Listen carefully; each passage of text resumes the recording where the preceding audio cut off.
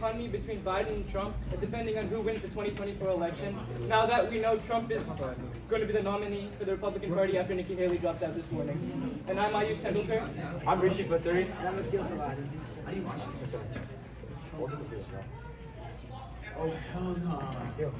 So here's the stuff we're going to talk about. First, we're going to talk about how Biden affected the overall economy, and then the private sector he affected, which ones gained, which ones harmed. Talk about the same thing for Trump, and then we're going to analyze a model that we use to predict how they would affect the future economy. Alright, so first we're going to start off by talking about Biden's overall effect on the economy.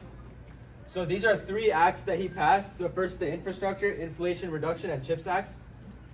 Okay, so the effects that these acts have. So first of all, the Infrastructure Act allowed for $1.2 trillion in overall spending towards infrastructure. So this created a lot of jobs, and like overall, it just improved our infrastructure a lot.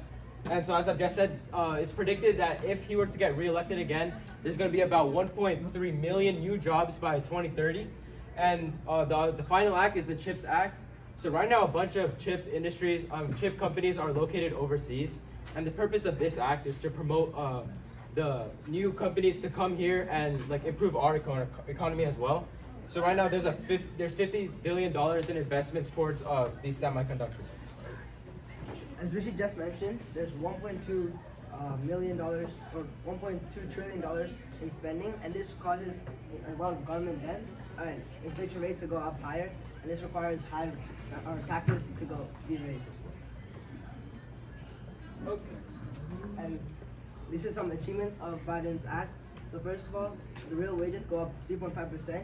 So although the inflation rates increase, the rate of wage increases increases faster, and this also creates 11 million new jobs, and the GDP increases a lot now.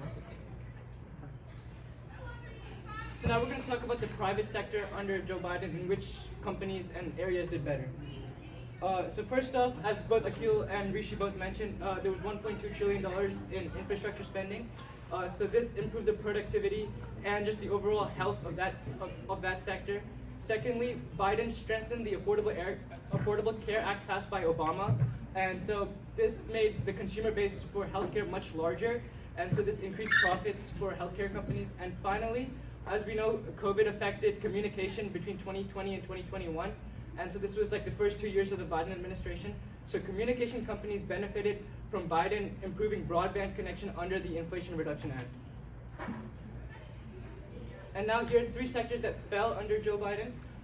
First off, real estate fell because of high inflation, and so when there's high inflation, the Federal Reserve raises interest rates to combat inflation, and when there's high interest rates, it becomes harder for companies, for people to buy houses and more expensive goods.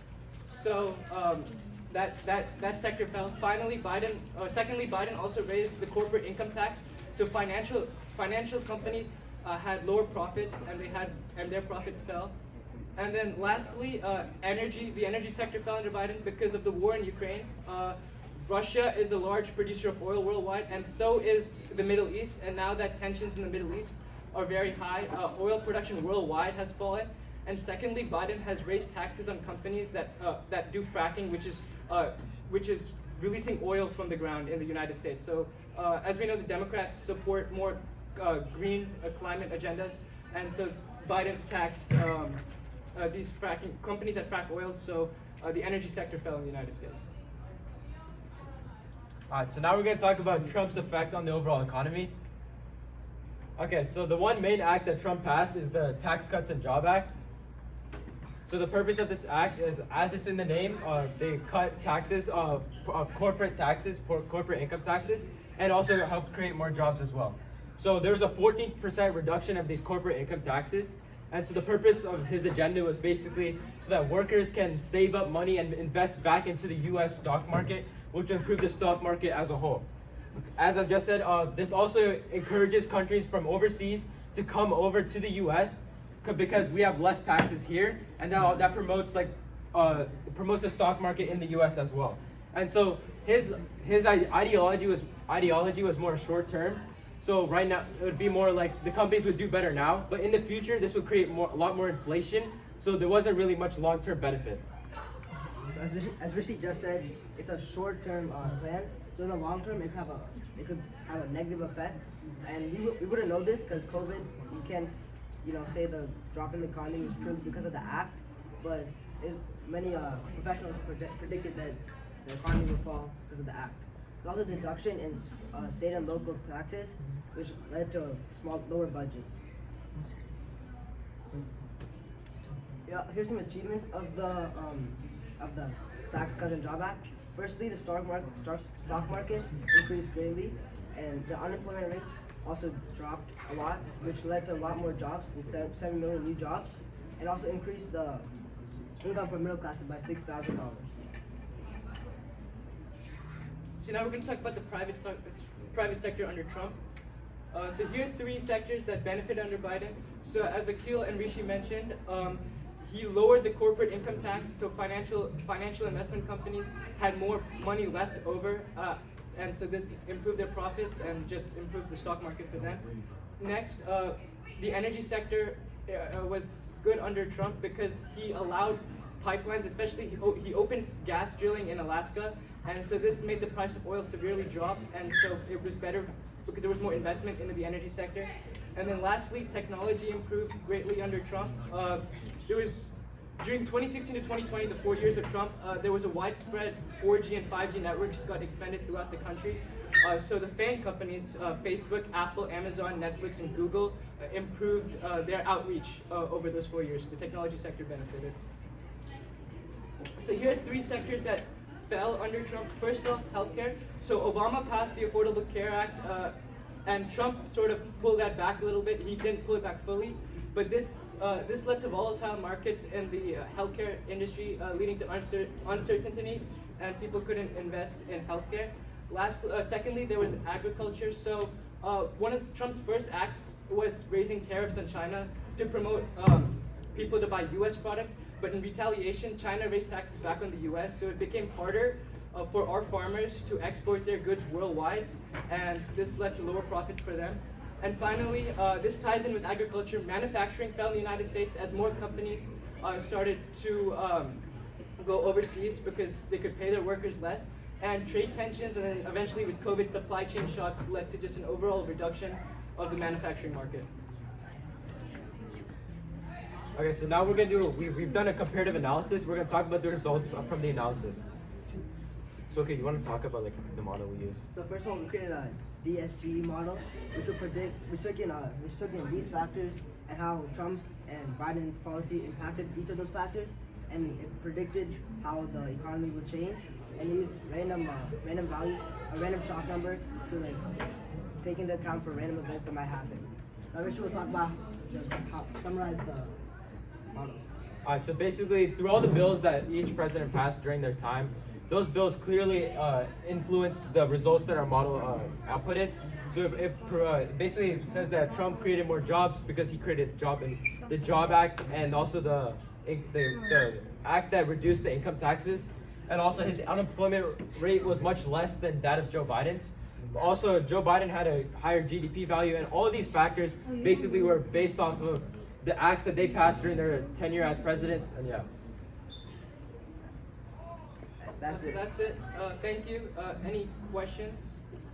Right now? You talked about the DSGE model. Could you explain a little bit about like what that is and how it helped you kind of project these numbers? Right. It's a model that as I just mentioned, it's a model that predicts, it takes into factors. Let me go back. It's a model that we input these factors as the starting point. We say how each president, like what impact they had on it previously. It takes those impact numbers and uses these two numbers to calculate it, and also multiplies it by shock numbers that would randomize the number that's returned. Is there like a formula, like how things are weighted? Yeah, there is. It's not. Any other questions? I have a question. All right, so you've done all this research. Let's look at the 2024 election, Biden versus Trump again. What are the pros and cons of like either side winning, especially since a lot has changed since 2020? Okay, so now the biggest issue in 2020 was COVID, and people the stock market was crashed right in March when COVID hit, and people voted for Biden because they didn't like Trump's handling of the COVID. But now in 2024, as COVID shocks have fallen away, I think the biggest issue now is the energy sector, and with the war in Ukraine and then the conflicts in the Middle East, gas prices that were falling for the past year have started to go back up because oil prices have fallen. Oil prices have gone up.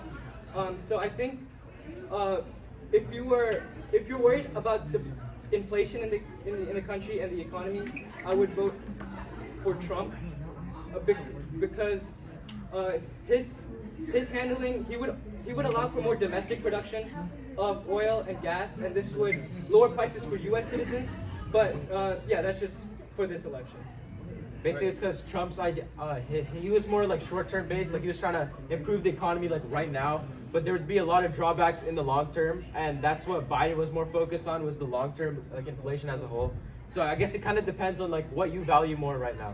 Do you guys talk about how the Inflation Reduction Act has had like good effects on the economy in the last couple of months? Because according to like a bunch of analysts right now, they said the act is working really well. It may not show consumer prices, but in terms of inflation overall, it's doing pretty well. So what about that? You think that'll play an effect into 2024? Yeah, so for really almost years now, economists have been calling that the U.S. economy will fall into a recession because there was high inflation and then the Fed raised interest rates, and that was supposed to pull the economy back down. But they thought there could be overcorrection and bring the economy below the normal rate. But now the Inflation Reduction Act sort of countered that, and I think we see it with the consumer price index, the CPI, that has started to slowly fall, and consumers don't see the results of it immediately, but I think in the coming months before November, and then even after November, no matter who wins the election, you will see inflation start to come back down to pre-COVID levels. Definitely, I agree. All right, any other questions for these guys? We have a small little Kahoot. Did you have a question? I have a small little Kahoot.